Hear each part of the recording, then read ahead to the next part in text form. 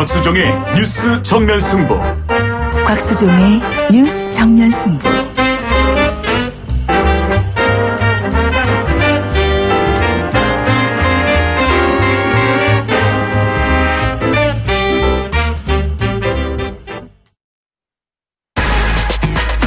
시원한 독살. 곽수종의 한방. 곽 박사님.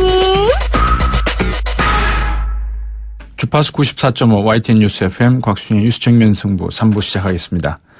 수천 년 역사와 수많은 전쟁에 대해서 한국은 사실 중국의 일부였다.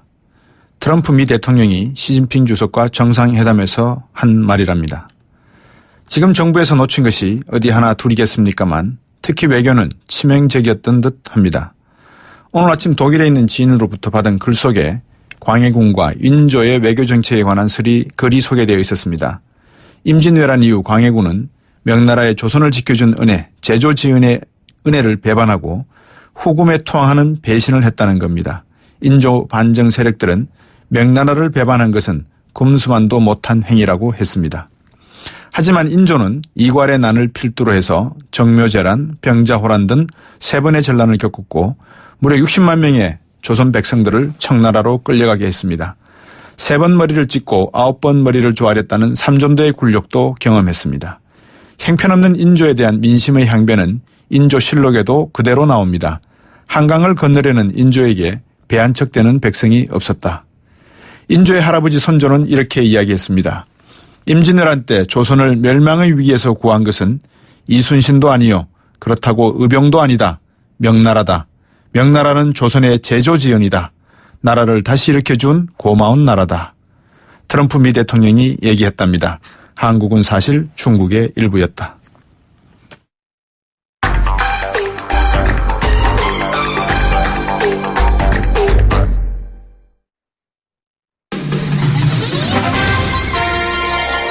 정면 스포츠.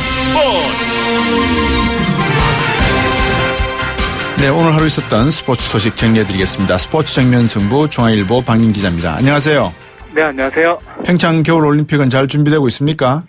네, 평창올림픽까지 300일도 남지 않았고요. 네. 오늘로 테스트 이벤트 25개를 모두 비교적 성공적으로 마쳤는데 경기장 밖에 숙박이나 음식, 교통에서는 문제점을 드러냈습니다. 거기 음식점은 하나밖에 없다면서요? 파스타를 만드는 데가. 네, 평창올림픽이 강릉과 평창 일대에서 열리는데요. 네. 강릉 같은 경우에는 원래 관광도시다 보니까 또 음식점이 좀 잘 돼 있는 편인데, 말씀하신 대로 평창군 같은 경우에는 주로 한국 음식만 파는 음식점이 대부분이라서 네. 외국인들이 좀 힘든 모습을 좀 나타내기도 했습니다. 그렇군요. 먼저 하여튼 숙박 상황부터 한번 점검해보죠. 어떻습니까? 숙박 상황은. 네, 대회 기간에 하루에 관람객 6만 명이 숙박할 전망인데요. 네. 또 호텔과 콘도 같은 숙박 시설이 부족해서 벌써부터 숙박료가 급등하고 있습니다. 강릉의 모텔 같은 경우에는 하루 자는데 숙박료가 25만 원에서 40만 원, 평소보다 5배에서 8배까지 뛰었고요. 네. 그래서 또 네티즌들은 또 강릉 모텔비가 또 외국 관광지 5성급 호텔보다 비싸다고 좀 따가운 시선을 보내고 있습니다. 1박에 30만 원이라고요? 네, 제가 직접 가서 물어봤는데요. 네. 평소에는 5만 원인데 네. 대회 기간에는 20만 원에서 최대 40만 원까지 가격이 형성됐는데 네. 또 외국 선수단이 먼저 제시한 금액 때문에 또 가격대가 그렇게 형성된 영향도 있다고 합니다. 예.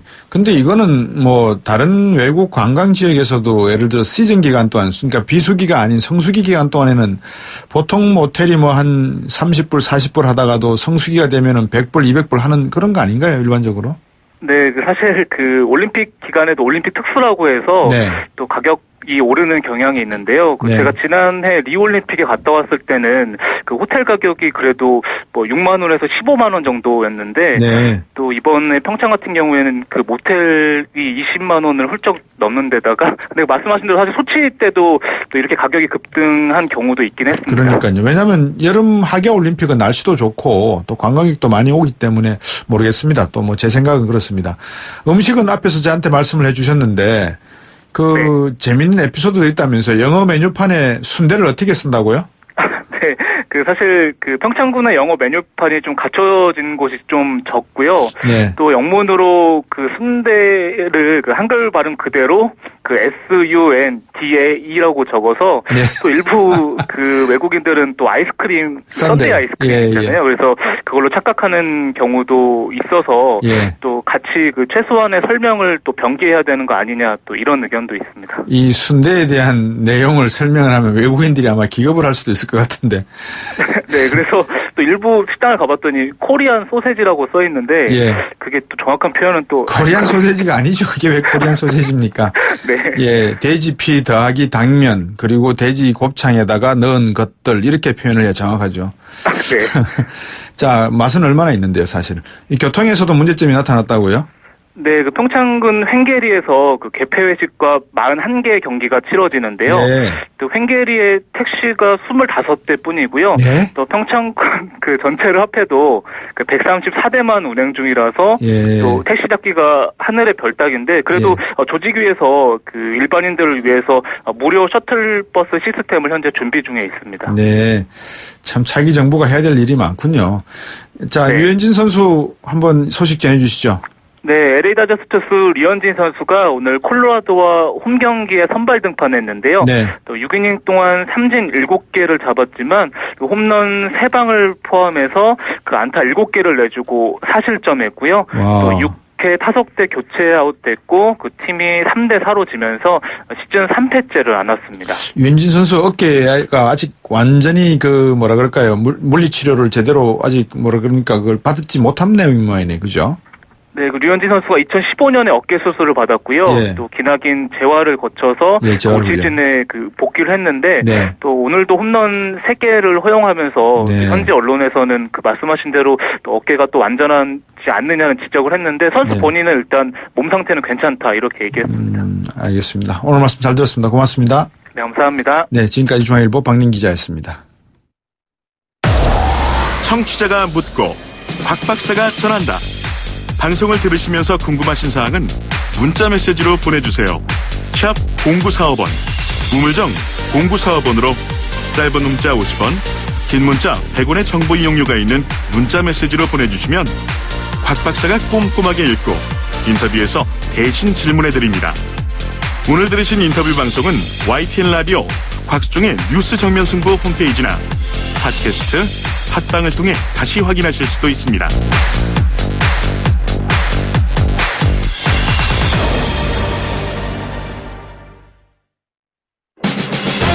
19대 대선 미리 보기. 여론을 알면 민심이 보인다. 데이터를 보면 내일이 열린다. 예, 19대 대선 미리 보기 시간입니다. 오늘도 여론조사 전문가 분들 모셔서 말씀 나눠보겠습니다. 먼저 아젠다 센터 이성일 대표부터 오셨습니다. 안녕하십니까? 네, 안녕하세요. 지금 19대 대선 지역 구도가 어느 정도 이제 나온 그런 셈 아니겠습니까? 근데 이제 이게 지역 구도도 중요하고 세대 간 구도도 중요하고 계층 간 소득 계층 간 구도도 중요한 것 같고 그죠? 그렇죠. 이게 좀 더 이렇게 도드라진다 이렇게 표현할 수 있습니까? 이번 이제 대선 관련된 여론조사들을 쭉 볼 때 가장 명확하게 드러나는 부분은 이 세대 간의 지지 현상의 차이, 지지율 네. 차이가 제일 극명한 것 같습니다. 일단 예. 이 지역구도 부분은 많이 깨질 수밖에 없었던 게 예. 지난 총선부터 이미 이제 지금 민주당과 국민의당 이 네. 호남 표심을 양분했었죠. 총선에서도 그렇고 네. 또 지금 이제 보수 쪽은 바른정당과 자유한국당, 보수정당도 둘로 나뉘어 있고 예. 거기다가 이제 대선으로 오면은 이 정당뿐만 아니라 후보를 봤을 때 네. 문재인 안철수 후보의 어떤 이제 개인적인 지금 네. 고향은 영남 쪽입니다. 그렇죠. 그러다 보니까 이게 과거처럼 정당이 영호남으로 나뉘고 후보들 출신 지역도 그렇게 나뉘면서 이렇게 지역 대결 구도가 벌어지는 그런 부분은 많이 지금 사라지는 현상이고요. 네. 오히려 지금 이제 20, 30, 40대 지금 현재 대선 후보들 지지를 보면 양강 구도가 일단 형성된 형태로 예. 대선 본선에 진입을 했는데 예. 문재인 안철수 후보가 이제 양강 구도를 형성했죠. 거기서 세대 간 지금 차이가 나타나고 있습니다. 20, 40대 쪽에서 네. 문재인 후보 지지율이 상당히 높고요. 또 50대 이상에서는 안철수 후보가 오히려 지금 지지율이 높은 상태에서 홍준표 후보가 고령층에서 조금 더 이제 좀 선전하고 있는 그런 형태로 좀 나뉘어져 있습니다. 네. 중앙일보에서 다자대결 시에 여론조사한 내용, 지지율 내용을 제가 말씀을 잠깐 드리겠습니다. 중앙일보 다자대결 시 문재인 38.5, 안철수 37.3, 1.2%포인트 내 접전인데요. RN서치 여론조사에서 오자 구도 지지율 문재인은 46.0, 안철수 31.3, 이 14.7%포인트로 또 벌어지고 있는 상황이 나와요. 네. 중앙일보 여론조사는 자체 조사고요. 전국 성인 남녀 2,000명 대상으로 의미 전화 걸기 RDD 방식으로 전화 면접 조사한 것이고 응답률은 31%, 상당히 높아졌네요. 그죠? 예, 이 조사는 응답률이 상당히 높습니다. 예, 유선이 26.8%, 무선이 33.1%인데요. 표본 오차는 95% 신뢰 수준에서 플러스 마이너스 2.2%포인트. 자세한 사항은 또 중앙여론조사심의위원회 홈페이지를 참조하시면 될 것 같습니다. 이렇게 놓고 보면 이제 다자대결 시에 문재인 후보 대 안철수 후보의 박빙 또는 뭐 이제 조금 격차가 벌어지고 있는 상황, 이런 것들이 좀 나오고 있는 모양이죠. 예, 이게 지금 유권자분들께서 여론조사 결과를 보면서 좀 혼란스러워 하실 수 있는 그래요. 분위기가 좀 되어 있는데요. 예. 이게 물론 이제 여론조사라는 게 약간의 이제 오차도 있고 뭐 하다 보니까 조금씩 편차가 있는 거는 그동안 많이 보아온 현상인데. 네. 유독 이제 지금 이번 대선 국면에서 사실 대선은 이제 하나의 선거지 않습니까? 뭐 총선처럼 다양한 지역구 소지역 선거가 아니다 보면 여론조사가 대체로 어떤 흐름이 일정하게 나오는 현상이 지금 공통 보편적이었는데 이번의 경우에는 지금 소개해드린 것처럼 뭐 다자대결 구도에서 굉장히 박빙인 조사도 있고 또 한 뭐 10몇 % 차이가 나는 그래서 아마 굉장히 헷갈리실 것 같습니다. 이 부분에 대해서 계속 이제 논란이 좀 있는데 뭐 그동안 여러 가지 해석들이 좀 나와 있습니다. 유선과 무선 비율, 그렇죠. 혼합 비율에 따라서 무선 비율이 좀 많은 경우에 문재인 후보 쪽이 좀 더 유리하게 나온다. 뭐 이런 어떤 해석들도 있고요. 또 이 자동응답 ARS 조사와 그다음에 조사원이 전화를 하는 방식에 따라서 좀 다른데 대체로 지금 나오는 패턴에서는 그 ARS 조사인 경우에 문안 후보의 격차가 좀 더 벌어진 조사가 결과가 더 많다. 이런 해석도 있고 그리고 이제 그다음 보이지 않는 부분으로서는 뭐 재질문 여부라든지 질문의 방식 같은 것도 있겠습니다만 좀 아무래도 어쨌든 이제 뭐 유권자 여러분들이 그런 세세한 내용을 다 찾아보지 않고는 굉장히 헷갈릴 수 있는 상황인 것 같아요. 그래서 좀 기본적으로는 아마 유무선 부분보다는 이 조사 방식 차이를 좀 더 눈여겨보시는 게 낫지 않나. 그래서 그 ARS 조사인 경우에는 아무래도 적극적 응답자들이 좀 자발적인 참여가 많기 때문에 무응답이 굉장히 적습니다. 그러다 보니까 후보 지지율들이 최대치가 좀 뽑아내지는 것 같고 그 속에서 강력한 지지층이 좀 많은 문재인, 그 탄탄한 지지층 갖고 있는 문재인 후보가 좀 더 지지율이 좀 높게 나온 현상이 있는 게 아닌가 보여지는데요. 그래서 이런 어떤 자동응답 조사와 그 면접원에 대한 전화 조사를 좀 구분해서 이렇게 보시는 것도 하나의 방법이 아닐까 좀 헷갈리신다면 그렇게 보시는 것도 좀 어떤 참고가 좀 될 것 같습니다. 앞에서 제가 중앙일보의 여론조사 결과는 제가 설명을 드렸고 RN서치에서는 이 데일리한 의뢰로 RN서치에서 실시를 했는데 지난 16일부터 18일까지 전국 19세 이상 성인 남녀 2,045명을 대상으로 한 것이고요. 응답률은 앞에서 말씀드린 중앙일보보다 많이 떨어집니다. 응답률은 4.7%고요. 구조화된 설문지를 이용한 무선이 100%, 랜덤 추출 방식이 RDD 방식이죠. 자동응답 방식 조사가 주로 이루었고요. 표본 오차는 95% 신뢰 수준의 플러스 마이너스 2.2%포인트. 역시 자세한 사항은 중앙여론조사심의위원회 홈페이지 참조하시면 되겠습니다. 저희들이 말씀 나누고 있는 동안에 리얼미터 이택수 대표가 함께해 주셨는데요. 이택수 대표가 보시기에도 지금 이런 수치의 변화, 뭐 크게 변하는 건 없습니다만 지난주부터 조금씩 이제 안 후보의 지지율이 떨어지고 오늘은 또 두드러진 게 또 이 홍 대표 그다음에 유승민 후보의 지지율이 소폭 이렇게 상승하는 것을 보이고 있어서 역시 안 후보의 걱정은 뭐라 그럴까요? 보수층을 확실하게 자기의 표로 만들어야 된다. 이게 고민일 것 같아요. 그죠? 그렇습니다. 이념 성향상으로 그동안에 야권 후보였기 때문에 진보 표심도 많이 받고 또 정권 교체 열망 때문에 진보 중도까지 아우르는 표심을 받았었고요. 보수 진영의 후보들이 워낙 지금 지지율이 안 나오다 보니까 대안으로 혹은 차선책으로 이제 안철수 후보를 지지하는 세력들이 있었는데 최근 들어서 홍준표 후보나 아니면 유승민, 심상정 후보가 TV 토론을 처음 하면서 그동안에 언론 보도량 면에서 현격하게 양강 후보보다는 덜한 그런 언론 보도량이었는데 TV 토론 시작되면서 동등한 시간 배분을 받고 그만큼 언론 노출량이 늘어나다 보니까 홍준표 후보나 유승민, 심상정 후보가 지지율이 조금 올랐는데요. 예. 홍준표 후보 같은 경우는 이른바 마의 10% 선을 예. 이제 넘어서기 시작하면서 그러니까요. 영남권에서 특히 이 PK, TK 지역에서 일부 지역에서 이제 안철수 후보를 따라잡거나 아니면 굉장히 따라 붙는 그런 예. 현상이 나타나고 있는데요. 예. 그러다 보니까 안철수 후보의 지지율이 조금 상승하지 못하고 네. 주춤하거나 좀 하락세를 보이는데요. 아까 중앙일보 조사 언급을 네. 하셨는데 네네. 그 유무선 비율이나 아니면 조사 방법, 전화 네. 면접이나 ARS 외에도 예. 질문지가 좀 차이가 있더라고요. 그렇습니까? 중앙일보 조사의 질문지는 이렇게 물었습니다. 예. 선생님께서는 대선 후보 중에 어떤 사람을 가장 지지하는 편이니까 한 예. 사람만 말씀해 주십시오 하고 예. 이름만 물었어요. 1번 문재인, 2번 심상정. 정당 이름을 불러주지 않았습니다. 그렇군요. 반면에 RN서치 조사나 리얼미터는 더불어민주당 문재인, 자유한국당 홍준표, 국민의당 안철수 정당 이름을 불러줬습니다. 예. 이번 포스터에서 안철수 후보 같은 경우는 정당명이 없잖아요. 예. 그런 면을 좀 감안하시면 예. 정당명을 불러주느냐 안 불러주느냐에 따라서도 현격하게 조사 결과 차이가 나타날 수 있다. 예. 저는 그 부분을 말씀드리고 싶습니다. 예. 이상일 대표님.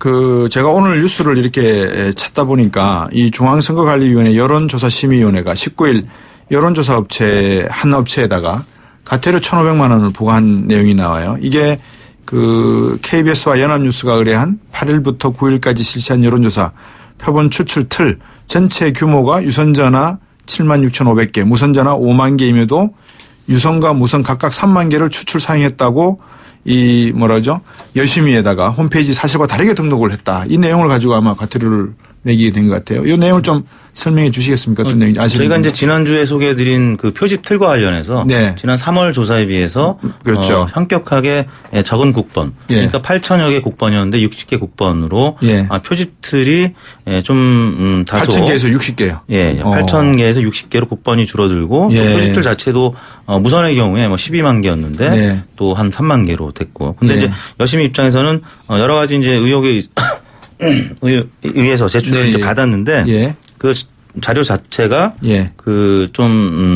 여러 가지 면에서 명확하게 해명이 되지 않았기 때문에 네. 그래서 과태료를 부과한 것 같은데요. 네. 아직까지는 그 정보공개 청구나 이런 방식으로 자료를 정확하게 봐야 네. 원인을 알 수 있을 것 같은데 그렇군요. 여하튼 과태료를 부과함으로써 예. 샘플링에는 좀 문제가 있었다라는 부분을 열심히가 인정한 것 같습니다. 예. 그 부분이 이제 조사가 예를 들어서 과태료가 부과된 경우에 예. 이게 다 이제 어떤 불법 조사 내지는 잘못된 조사다 이렇게 확정이 되는 건 아니고요. 예. 이제 공표용 여론조사에 대해서 그 등록을 하고 신고하는 내용들이 있는데 네. 이 신고된 내용이 예. 실제 자료와 일치하지 않는 경우가 있습니다. 이런 예. 경우는 이제 그 자체가 예. 예를 들어서 이제 아까 설명하신 이제 국번 추출을 적게 했더라도 그 방법론 자체가 타당하면 예. 통계적으로 타당한 방법을 썼을 경우에는 문제가 되진 않는데 그러나 이제 이 사실과 다른 자료를 등록을 해놓고 다른 자료를 공표했을 때는 이건 문제가 되는 거거든요. 이제 그런 그렇죠. 부분에 대한 과태료이기 때문에 예. 아직 이 조사 자체가 예. 이제 이게 뭔가 어떤 그동안 논란했던 의도성이 있었어 이런 부분까지 가려진 건 아니고요. 예. 그렇습니다. 예. 자, 지금 앞에서도 이제 응답률 말씀을 여쭙는데 중앙일보 같은 경우에는 31%, RN서치 같은 경우에는 4.7%. 보통 여론조사 응답률이 20%가 안 되는 상황인데 이 여론조사에 응답하지 않는 표심이 결국은 샤이 계층 아니겠습니까? 그죠? 네. 이 층이 좀 궁금해요. 어떻게 보세요? 저는 이제 이상인데. 일단은 그 여론조사 응답률이 낮을 때 그 응답하지 않는 분들이 다 여론조사의 응답을 회피한 건 아니고요. 되게 예. 응답률이 낮은 이유의 가장 큰 거는 이 여론조사에 대한 피로감 때문에 예. 거절하시는 분이 바쁘고 귀찮으니까 전화가 와도 그냥 이제 거절하고 끊는 분들이 많아서 저 사실은 같은 경우는 이제 차단시켜놔버리고. 네, 그래서 떨어지는 건데요. 이제 그럼에도 불구하고 대체로 이제 그 여론조사에서 응답을 좀 회피하는 층이 어떻게 생기냐면은 그 당시 선거 아니면 사회적 흐름 속에서 좀 위축된 쪽, 뭔가 이렇게 예전에는 왜 그 공안 통치 이런 게 막 얘기할 때는 네, 예. 이제 소위 말하는 진보 내지는 이런 진영 쪽에서는 내가 진보적인 후보, 야당 후보를 좋아한다, 지지한다 이런 표현하는 것 자체를 꺼리면서 그게 이제 수모표 얘기가 처음에 나왔었던 거고요. 네. 최근에는 그런 거보다는 예를 들어서 이번 경우에는 이제 이 보수 쪽이 뭔가 기대감도 좀 없고 탄핵 국면에서 굉장히 위축됐지 않습니까? 이제 보수 정당 후보를 지지한다, 보수 정당을 지지한다라고 말하는 응답자들이 좀 여론조사를 좀 회피하거나 소극적으로 응답한 경향이 좀 있죠. 그래서 네. 그 부분이 이제 일부 있긴 합니다만 이게 응답률이 낮은 나머지 전체가 다 그런 분들은 아니고요. 근데 그 일부 아마 그런 부분이 좀 숨어 있을 수 있다. 이렇게 보시는 게 맞을 것 같습니다. 예.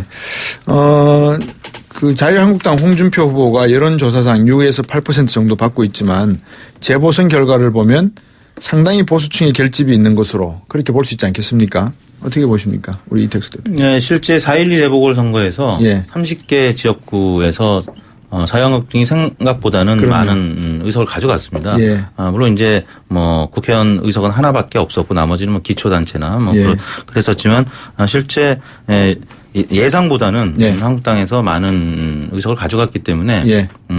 한국당 굉장히 반색했고 다른 정당 특히 이제 영남권에서 같이 맹주를 경쟁하는 예. 바른정당 입장에서는 굉장히 실망스러운 예. 상황이었는데 아무튼 여론조사에서는 지금 한국당의 지지율이 굉장히 낮아진 상황이지만 실제 4.1 재보궐선거 뚜껑을 열어봤더니 성과가 좋았기 때문에 이번 네. 대선에서도 실제 20표가 있을 것이다 이렇게 주장을 하는 것이죠. 예.